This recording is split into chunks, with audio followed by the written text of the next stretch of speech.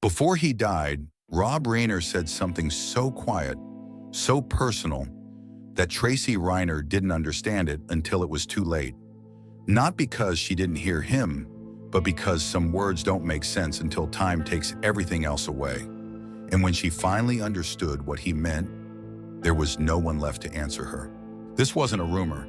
This was a private phone call, and what was said in it changes everything. This story didn't come from tabloids or gossip columns. It didn't leak from court documents or anonymous insiders.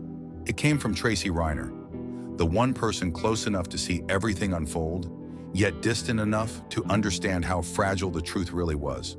Tracy is Penny Marshall's daughter, later adopted by Rob Reiner during their marriage. She grew up inside Hollywood royalty, surrounded by legends, premieres, and private conversations the public would never hear. From the outside, her life looked protected, privileged, safe. Inside the house, it was anything but. Rob Reiner didn't change overnight. That's the part people misunderstand. There was no single moment where everything collapsed. It happened slowly, quietly, like a crack spreading through glass.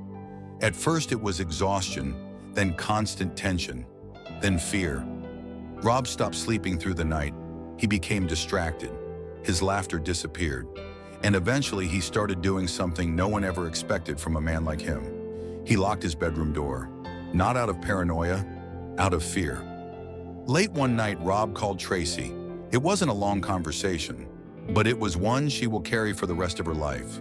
His voice wasn't the confident director the world recognized. It was tired, drained, stripped of certainty. "I've spent my life writing happy endings for strangers," he told her, "but I don't know how to write one for my own family." That wasn't poetic reflection. That was surrender. Inside the Reiner home, tension had become routine. Arguments escalated quickly. Objects were broken, then quietly replaced before anyone else could see them. Apologies followed every incident, filled with promises and tears, but the cycle never stopped. Rob believed love could fix anything, that patience was protection, that consequences would only push things further out of control. What he didn't understand, what so many parents never understand, is that silence doesn't heal chaos, it feeds it. Tracy later revealed that Rob began documenting everything, not for revenge, not for exposure, but to protect his sanity. Journals filled with dates, conversations, moods, and incidents, a private record of a life unraveling behind closed doors. "I write it down so I know I'm not imagining this," he admitted. Think about that for a moment. A man whose entire career was built on storytelling, needing proof that his own reality was real. Then there's the detail that shook even hardened Hollywood insiders. Tom Cruise knew. Their friendship went back decades, forged during A Few Good Men, a film built on discipline, control, and confrontation. Tom saw the warning signs early. He urged Rob to act, to draw boundaries, to stop trying to love chaos into submission. But Rob couldn't do it, because to him, stepping back felt like failure, and fathers don't abandon their children, even when it costs them everything. Michelle Singer Reiner carried her own invisible weight through it all, holding the family together, protecting appearances, absorbing fear so the world wouldn't see it. Friends sensed something was wrong, but no one asked the question that could change everything. Hollywood etiquette is simple. If a truth is uncomfortable, look away.